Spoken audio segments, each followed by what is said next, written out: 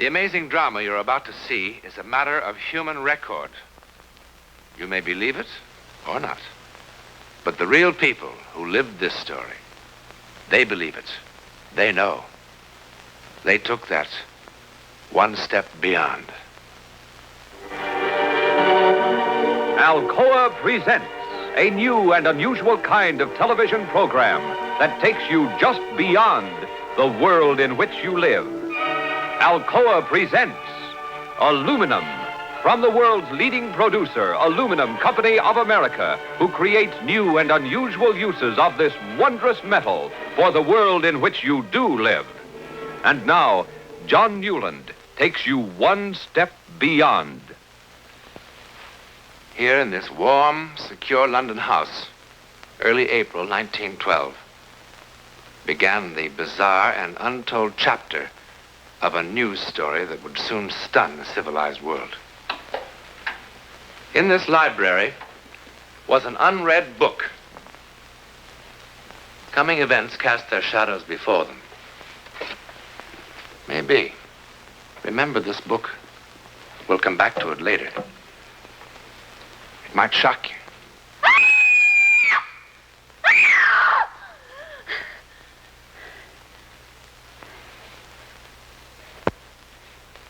Mother. Mother. Mother. Mother! Mother!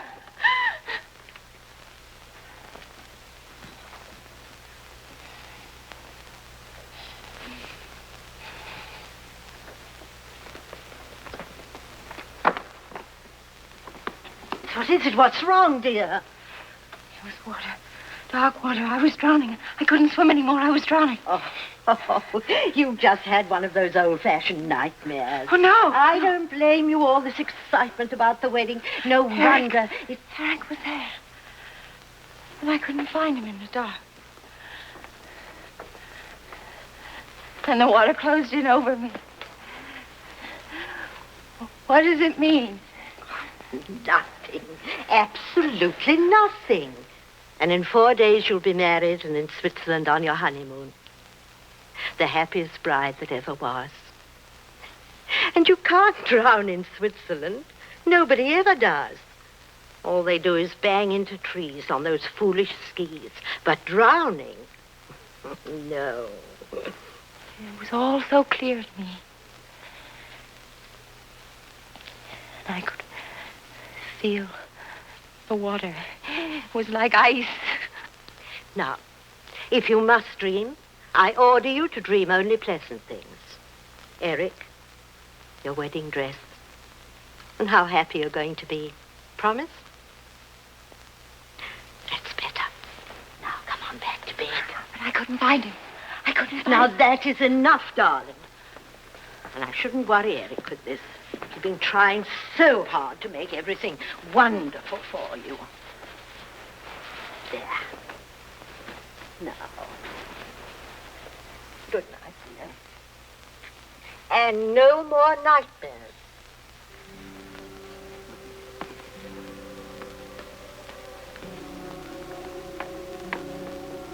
Good night.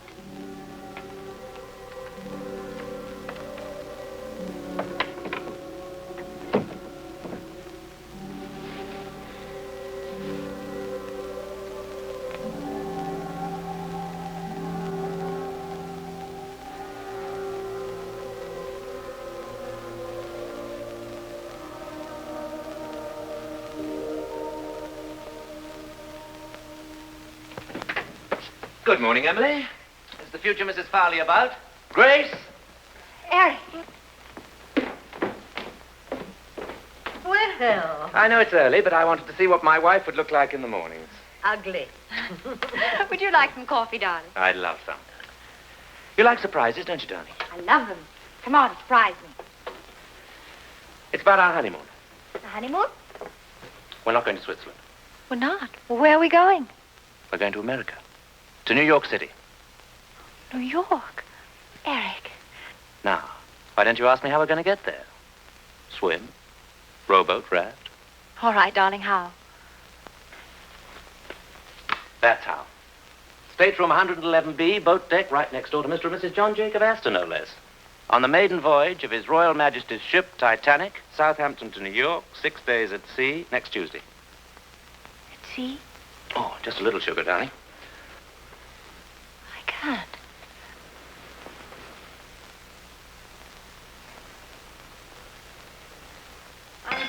I can't believe it. I can hardly believe it myself, but the office has connections.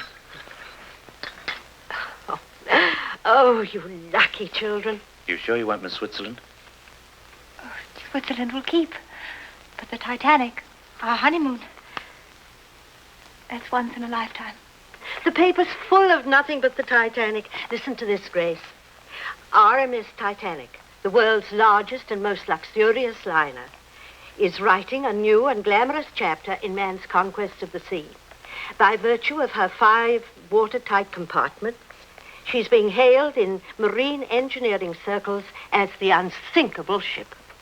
Her first passenger list makes her a floating home for royalty, statesmen, international society, and stars of the theater and the arts. And Mr. and Mrs. Eric Farley, who are absolutely unknown. And absolutely in love.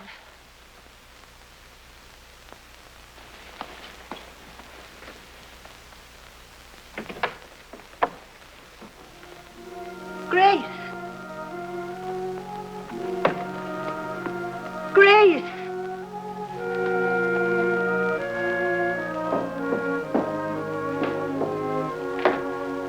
Grace, what is it, darling?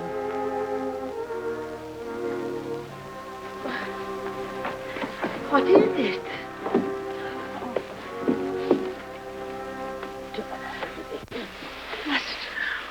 We can't go on that ship.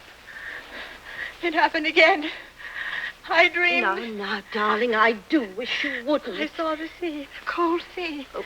There were people struggling in the water. Really? Sinking, dying. Grace.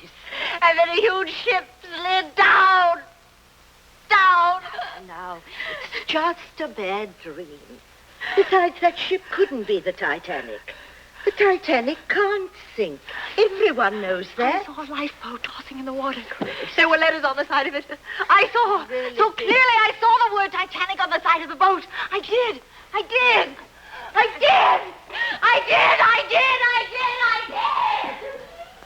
Your intuition should tell you that what you see next is not a dream.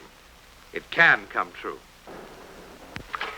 Just what I've always wanted. Only my own dear Aunt Agatha would have guessed. Have you ever kept birds, my darling? No, neither have I. You ever thought of keeping birds? Neither have I.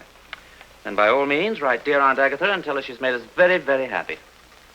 I will.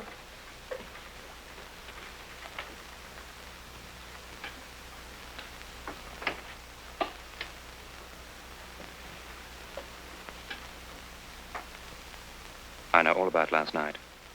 And the night before that. Mother told you. I suppose you think I've gone off my head, one of the silly, hysterical women. I think you're a lot overtired and a little over-imaginative. But this isn't my imagination. Believe me, I saw it. Now, that is silly. You don't believe what you see in your sleep? I mean, unless you're a gypsy. Grace, do you trust me? You know I do. Then don't spoil the happiest time of our whole lives just because of a bad dream. Everything's going to be all right, I promise. I'll take care of you always. Oh, hold me tight, darling. You know, if I didn't know you so well, I'd think that you'd fallen in love with another man, that you didn't want to marry me. I couldn't love anybody but you. Very well, I believe you. Only remember, if there ever is another man, I was one of the best shots in the Coldstream Guards.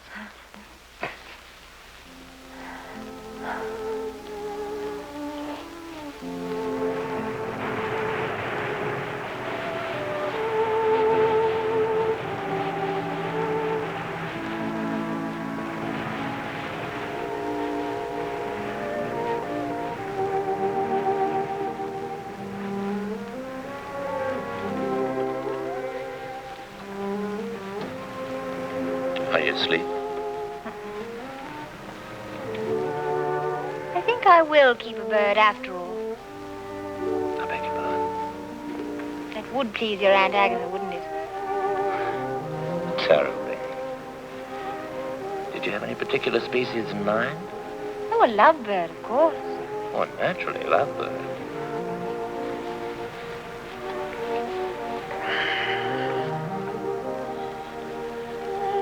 Thank you, darling. What for? The 6 most perfect days of my life.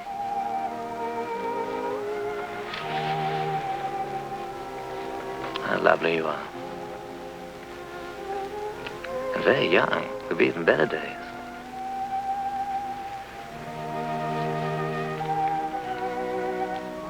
You've forgiven me, haven't you, for those silly scenes I made?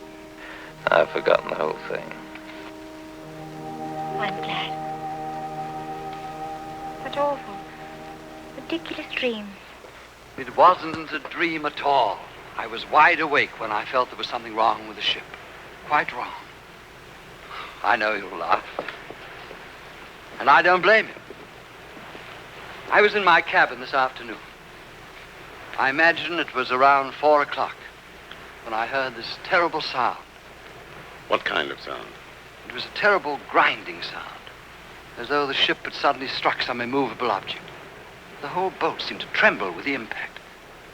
Tell me, by any chance, did you hear anything or feel anything? No. I heard nothing like that, I'm happy to say.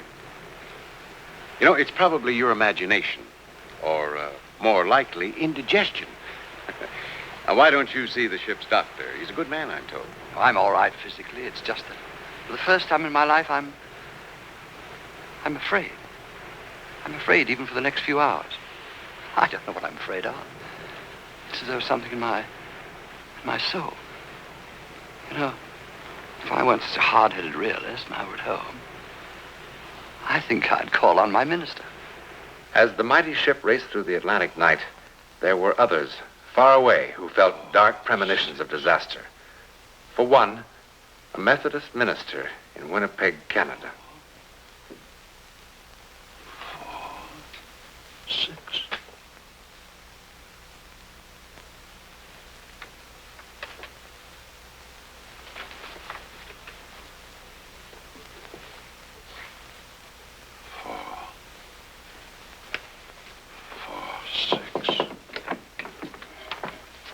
Excuse me, Dr. Morgan, but it's nearly time for the service. Miss Parsons, I'd like the congregation to sing hymn number 446 tonight. But, Dr. Morgan, the hymns for tonight are already posted in the church, and the organist... Please, 446. I didn't know that was one of your favorite hymns. It isn't. I don't even know the words. I simply know that we must sing it tonight.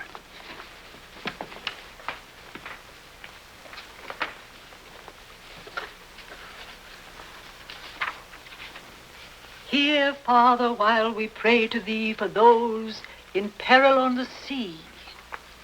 Better we should be praying for our farmers after a winter like this.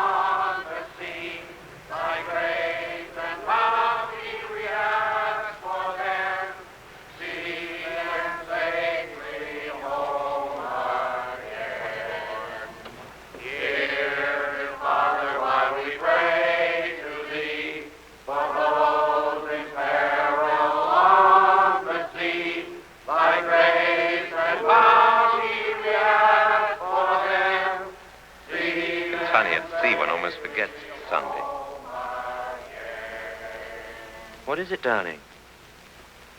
Nothing. You're cold. Come to bed. At precisely the same time in New York City, still 1,000 miles away, a magazine illustrator named Harry Teller felt a weird compulsion. I don't know what's wrong with me. Harry, what's this? I thought you were supposed to be drawing pretty girls in the new spring styles. You'll never make the deadline now. I don't know how it happened. I don't know, helpless. Something seemed to be guiding my hand. I can't explain it. You're tired. You've been working too hard. Now, come on. No. No, it's not that. Harry, let's go to bed.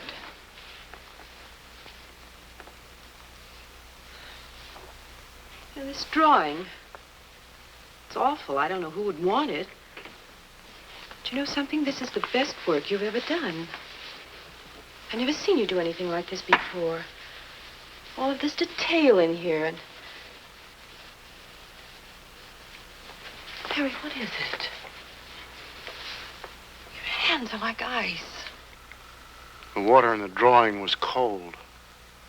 Icy cold.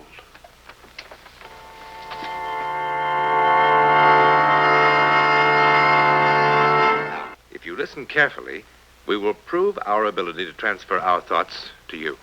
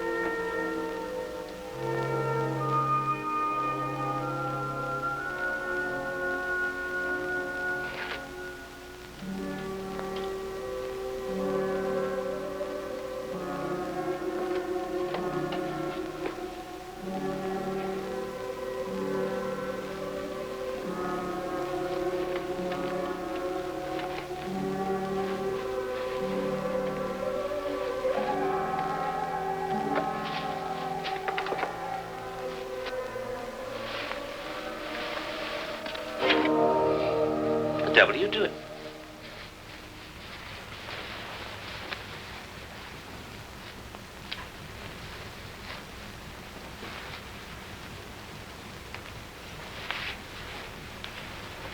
Grace. Grace. Grace.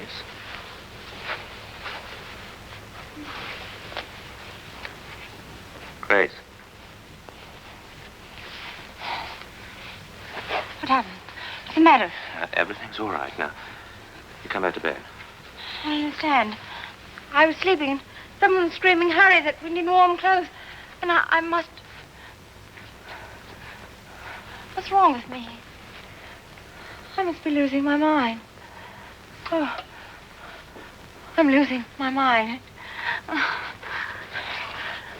Darling, you're driving me out of mind, you know. Look, I'm not John Jacob Astor or a member of the nobility. I've saved for 2 years for this trip, wanting it to be a perfect honeymoon. And to have it spoilt by such childish nonsense. Oh, I'm sorry, Eric. I'm sorry. All right, darling, you're forgiven. I just don't make a habit of pitching my best clothes on the floor.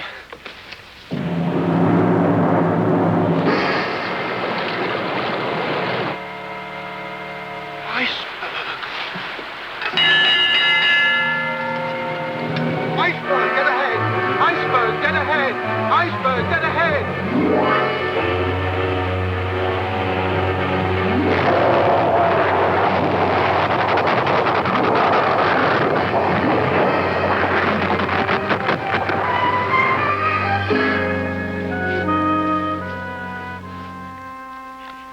to start.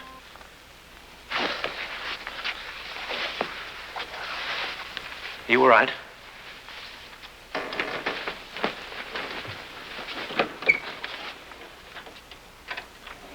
Oh, Stuart. Sir? The engine seemed to have stopped. What was it? There was some report of an iceberg, sir. The captain stopped the vessel, sir, just to be on the safe side, you know. What an incredible ship. What service. They run out of ice at the bar, so what happens? We hit an iceberg. Good fresh ice. That's what I like. It's all over the deck. Have a drink, chum. No, thank you. Never seen an iceberg, darling. Shall we go and have a look? That's a good idea. We'll wrap up good and warm. Captain's orders, go to your lifeboat station. Please dress warmly.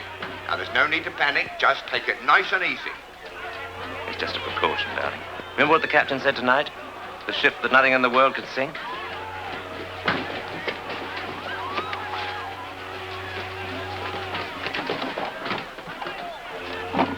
What are you doing? Trying to impress an iceberg with your jewels? Just in case they might not be coming back. Oh, come on.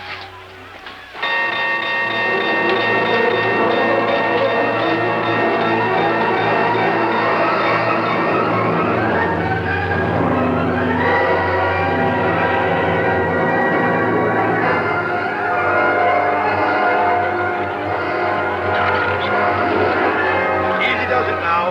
Women and children only. Men will follow later. There we go. Yeah, stop them. Right. There's the little one. There's the young fellow. Take care of him, will you? Yes, sir. No, Thank you, madam. no, no. I won't go without you. Hush, No. my darling, hush. No. Now, stop it. Listen to me. Have you forgotten your wedding vows so soon? Love, honor, obey. Now you go with the other women in boat 4. Sorry. I love our marriage. All 6 days, 5 hours, and 20 minutes of it. I even loved our first fight. Don't you ever have another bad dream, I'll listen to every word. Come, madam. It's all right, it's all right.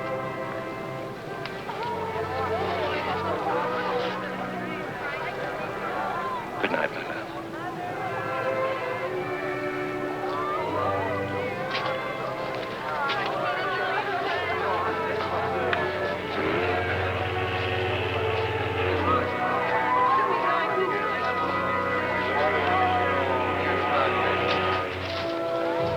On away.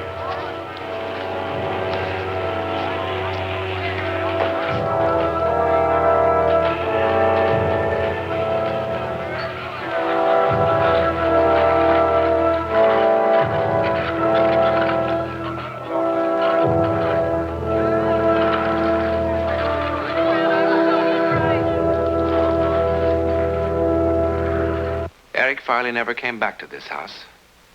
Over 1,500 people perished that dreadful night aboard the Titanic. Eric Farley was among them. You've seen some of the unexplained supernatural events surrounding the life and death of a great ship. Now, do you remember this book? It's a novel published in 1898, 14 years before the ill-fated vessel was even dreamed of. The title, Futility. Its author, Morgan Robertson. It's a story about the largest liner ever built, carrying on its maiden voyage the rich and great of the world. Then, on an April night, it struck an iceberg. The vessel in this book was 70,000 tons. The Titanic, 66,000 tons. The length of the ship in these pages, 800 feet. The Titanic, 882 feet. Both made 25 knots. Both carried about 3,000 passengers. Both liners had lifeboats for only a fraction of that number. And both were considered unsinkable.